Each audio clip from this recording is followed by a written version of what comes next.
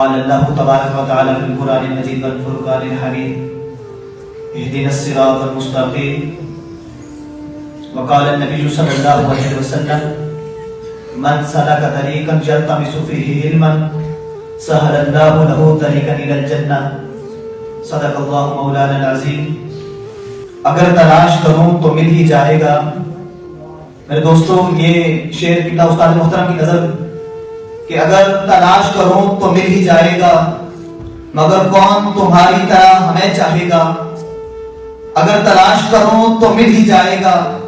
مگر کون تمہاری طرح ہمیں چاہے گا۔ آنکھ سے دور سہی، آنکھ سے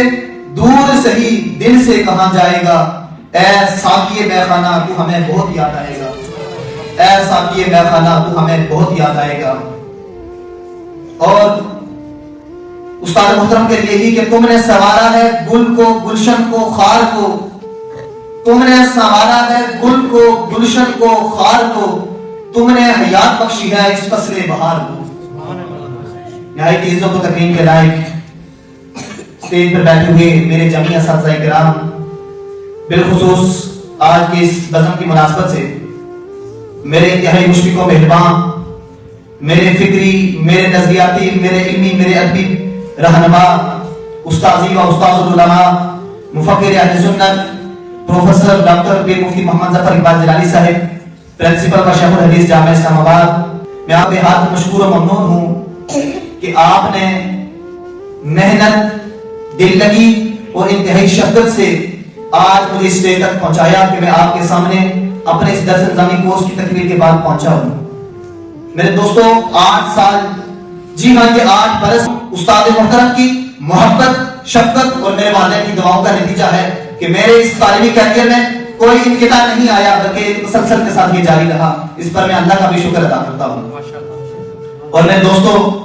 آج یہ الفاظ اور رسمی طور پر ہم جامعہ اسلام آباد کا الوداع کہہ رہے ہیں۔ خدا کی عزت کی قسم، جامعہ اسلام آباد یہ صرف اینٹوں اور سیمنٹ سے بنی ہوئی کسی بلڈنگ کا نام نہیں، بلکہ جامعہ اسلام آباد پاکیزہ نسبت کا نام ہے، جو نسبت میرے استاد محترم کے دامن کو چھوتی ہوئی حضرت حافظ الحدیث کے نور نظر سے گزرتی ہوئی سیدنا صدیق اکبر رضی اللہ تعالیٰ عنہ تک جا پہنچتی ہے۔ یہ وہ پاکیزہ نسبت ہے، اور اس نسبت کو جس نے بھی اپنے دل میں سمویا ہے، خدا کی عزت کی قسم اللہ نے اس کو بڑا عروج اور ترقی عطا فرمائی ہے۔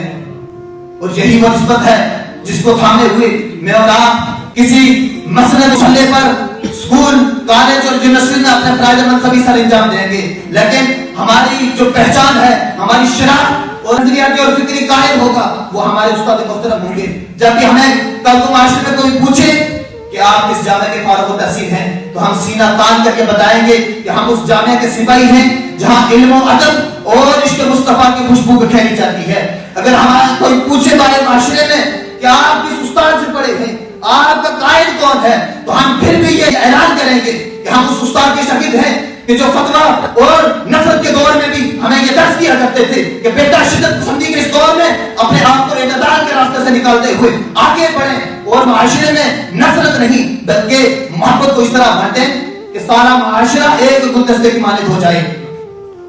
وہ استاد محترم آپ کی علمی خدمات، آپ کی علمی فکر،